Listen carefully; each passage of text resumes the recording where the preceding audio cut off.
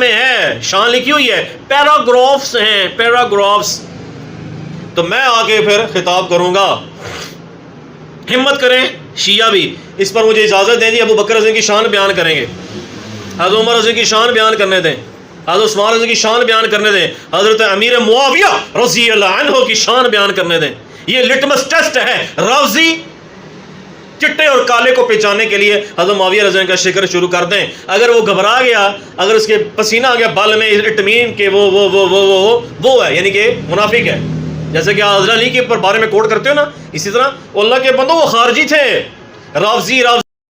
پیارے بچوں، جو کچھ کرنا تھا کر لو، ابو آ رہے ہیں. جی تو عزیزان اکرام، ایک ادھر ابھی آپ نے یہ دیوبندیوں کی راکھی ساونت اماد الاسلام کی گفتگو ملاحظہ فرمائی کہ یہ کہہ رہا تھا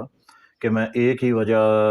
پر یا ایک ہی بات پر شیعوں کی مجالس میں جا کے مجلس پڑھوں گا کہ مجھے شان معاویہ بیان کرنے دیجئے. شیعوں نے اپنی مجالس کو ناپاک نہیں کروانا اماد الاسلام تجھ جیسے نجس آدمی کو بلا کے. سب سے پہلی بات ہی یہ ہے کہ تمہیں کہا کس نے ہے کہ تم شیعوں کی امام بارگاہوں میں آ کے مجالس پڑھو اور اپنی پسندیدہ شخصیات کا ذکر کرو. سب سے پہلی بات تو تم یہ کہ تمہیں یہ کہا کس نے ہے. فضول کا ڈھول پیٹنا، بے تکی بلا وجہ کی باتیں کرنا تمہارا خاصا رہ چکا ہے. عزیزان گرامی قدر، اگر اس نجس انسان کو اگر چند لوگ نہیں بھی جانتے، اگر کچھ لوگ نہیں بھی جانتے، ان کو بتا دینا چاہتا ہوں کہ انتہا درجے کا منافق بندہ ہے. اس بندے کی ویلیو اپنے گھر میں کوئی نہیں ہے. یہ وہ تھالی کے بینگن کی طرح کبھی ادھر تو کبھی ادھر کوئی پھدکتا رہتا ہے. اور ویسے بھی جو لوگ اس نے اپنی اسی ویڈیو میں یہ بھی کہا تھا کہ میں شیعوں کی امام بارگاہوں میں جا کے مجالس پڑھتا رہا ہوں تو شیعہ مجھے بلاتے تھے فلاں فلاں. تو میں ان لوگوں کو یہ بتانا چاہتا ہوں کہ جو لوگ شیعوں کی مجالس سے واقف نہیں ہیں یا کیا کیا معاملات پیش آتے ہیں، اصل میں ہوتا یہ ہے کہ اگر کسی جگہ پر کوئی بھی مجلس ہو رہی ہو تو جو مطلب کہ ایک مین ذاکر ہو یا مین علامہ مولانا ہو، وہ زیادہ تر اینڈ پہ ہی پڑھتے ہیں. تو اگر ان کے آنے میں کوئی دیر ہو جائے یا کوئی اور بھی مسئلہ درپیش آ جائے تو مجلس کے تسلسل کو برقرار رکھنے کے لیے جو بانیان حضرات ہوتے ہیں وہ ان لوگوں کو ممبر پر بٹھا کے دو چار باتیں کروا لیتے ہوتے ہیں کہ جن کو اپنے گھر میں کوئی نہیں پوچھتا. تو اس حیثیت سے اماد الاسلام صاحب جیلم کی ایک امام بارگاہ میں جایا کرتے تھے، اور جب بھی کوئی بھی مجلس ہوتی تھی تو سب سے پہلے ان کو یہ کہتے تھے کہ جی مجھے بھی بات کرنے کا ادھر موقع دیا جائے، مجھے بھی بلا لیا جائے. تو وہ بانیان حضرات کہتے ہوں گے کہ چلو یار ٹھیک ہے آ جاؤ. تو وہاں پر جا کے کونے میں بیٹھ جانا اور پتہ چلنا کہ جی ابھی تک جو مین ذاکر ہے یا کوئی عالم علامہ ہے ابھی اس کے آنے میں تھوڑی دیر ہے. تو اس وجہ سے اس جیسے بندوں کو اوپر ممبر پر بٹھا دیا جاتا ہے کہ یار چلو تب تک تم جو ہے وہ ذکر اہل بیت کرتے رہو. تو وہاں پر جا کے شیعوں کی خوش آمدید تو یہ کرتے ہی تھا، اس میں شک کوئی نہیں. اور جب یہ ممبر پر بیٹھا ہوتا تھا کوئی دو چار باتیں کرنے کے لیے تو یہ اپنا موبائل نکال کے اپنے سامنے رکھ لیتا تھا اور ریکارڈنگ کرتا تھا، اور لوگوں کو یہی تاثر دیتا تھا کہ شیعہ میری وجہ سے ادھر میرے سامنے بیٹھے ہوئے ہیں، یا شیعہ مجھے بڑے شوق سے سنتے ہیں، بڑے پیار سے سنتے ہیں. تو یہ اس کی منافقت، یہ اس کے ڈرامے بازی ہیں. شیعہ حضرات تو جانتے ہیں کہ اس طرح کے جو لوگ ہوتے ہیں ان کو سرکاری ذاکر کی اصطلاح ان کے لیے استعمال کی جاتی ہے. جو شیعہ حضرات ہیں وہ اس چیز کو جانتے ہیں، اور جو غیر شیعہ حضرات ہیں جسے آپ کو سمجھانے کے لیے کس کے لیے ایک ہی لفظ اس وقت ذہن میں آ رہا ہے کہ اڑیلو کٹا. تو اس حیثیت سے جو بندہ شیعوں کی مجالس میں جا کے پڑھتا رہا ہو دو چار منٹ کے لیے اور ترلے کر کے، تو اینڈ پہ جاتے وقت کے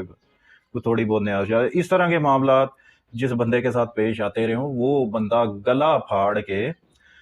اس کی طرح، اب چلیں چھوڑیں جس کی طرح بھی، گلا پھاڑ کے وہ بندہ یہ نہیں کہہ سکتا کہ میں جی میرا شیعوں سے بائیک آؤٹ ہے، میں شیعوں کی مجالس میں نہیں جاؤں گا، اگر جاؤں گا تو ایک ہی وجہ سے جاؤں گا کہ مجھے شان معاویہ بیان کرنے دے. یہ اس نے بہت بڑا لطیفہ مارا ہے، یا لوگوں میں یہ تاثر دینے کے لیے کہ جی اب مجھے شیعہ حضرات جو ہیں وہ دعوتوں پر بلاتے ہیں لیکن میں نہیں آنا چاہتا یا میں جانا نہیں چاہتا. یہ لوگوں کو یہ تاثر دینے کی کوشش کر رہا ہے. حقیقت بات یہ ہے کہ اس کے اوپر اماد الاسلام کے اوپر اب کوئی تھوکتا تک نہیں ہے، کیونکہ یہ کبھی ادھر تو کبھی ادھر. جب سے یہ انجینئر محمد علی مرزا کے یہ خلاف ہوا، میں اس کا کوئی حامی نہیں ہوں، یا انجینئر محمد علی مرزا کا میں کوئی فین فالوور یا اسٹوڈنٹ نہیں ہوں،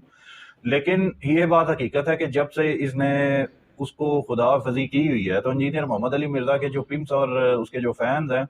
وہ آئے دن اس کو ذلیل کرتے رہتے ہیں. یعنی ضلالت اس بندے کے مقدر میں لکھی ہوئی ہے. جب یہ دوسری طرف جاتا تھا انجینئر محمد علی مرزا کی طرف ہی جب جاتا تھا تو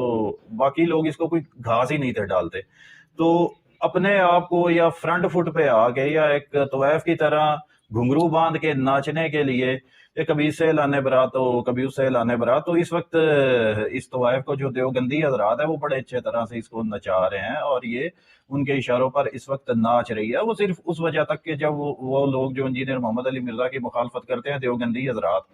ان کی میں بات کر رہا ہوں، جو لوگ بھی اس کی مخالفت کرتے ہیں، جب تک وہ اس طوائف کے ناچنے سے محظوظ ہوتے رہیں گے، دیوبندی اس کو نچاتے رہیں گے اماد الاسلام کو، تو جب اس کو پتا چلے گا کہ اس کا مارکیٹ میں اب ریٹ ڈاؤن ہو گیا تو پھر یہ کوئی نہ کوئی پینترا بدلے گا اور دوسری طرف جائے گا، یعنی انجینئر محمد علی مرزا کی طرف یا کسی اور غلاظت کی طرف یہ جائے گا، تو پھر اس کو یہ ہوگا کہ اب میں دوبارہ ہٹ لسٹ پہ آؤں، اور وہ آئے گا نہیں تو پھر اسی طرح دیوبندی جیسی غلاظت اور گٹر کے لیے یعنی دیوبندیت میں پھر سے دوبارہ گر جائے گا۔ تو اماد الاسلام کے لیے میں یہ عرض کرنا چاہتا ہوں، بلکہ اس کو میں یہ کہنا چاہتا ہوں کہ فضول ٹائم ملا ہوا ہے ابھی، تو اس لیے تم جیسے فضول آدمی کے اوپر بات کر رہا ہوں، ورنہ ٹائم نہیں تھا، میں نے کہا چلو ٹھیک ہے اس کے ساتھ تھوڑا کھیل لیتے ہیں۔